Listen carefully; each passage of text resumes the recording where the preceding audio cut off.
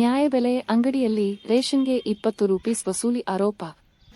ರಾಯಬಾಗ ತಾಲೂಕಿನ ಗ್ರಾಮೀಣ ಭಾಗದ ಶ್ರೀ ಮಹಾಲಕ್ಷ್ಮಿ ಪ್ರಾಥಮಿಕ ಕೃಷಿ ಪತ್ತಿನ ಸಹಕಾರ ಸಂಘ ನಿಯಮಿತ ಹಳ್ಳದಹರಿ ತೋಟ ವ್ಯಾಪ್ತಿಯ ನ್ಯಾಯಬೆಲೆ ಅಂಗಡಿಯಲ್ಲಿ ಸಾರ್ವಜನಿಕರಿಗೆ ರೇಷನ್ ನೀಡಲು ಪ್ರತಿ ಕುಟುಂಬದಿಂದ 20 ರೂಪೀಸ್ ಹಣ ಪಡೆಯಲಾಗುತ್ತಿದೆ ಎಂಬ ಆರೋಪ ಕೇಳಿಬಂದಿದೆ.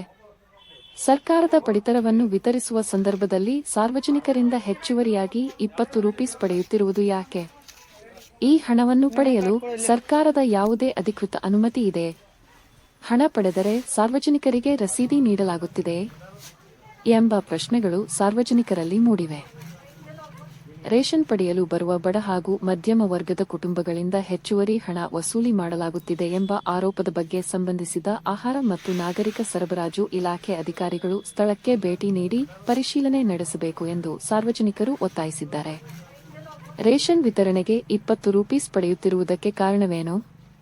ಈ ಕುರಿತು ಅಧಿಕಾರಿಗಳು ಸ್ಪಷ್ಟನೆ ನೀಡಬೇಕಾಗಿದೆ. ನ್ಯೂಸ್ 97 ಕನ್ನಡ.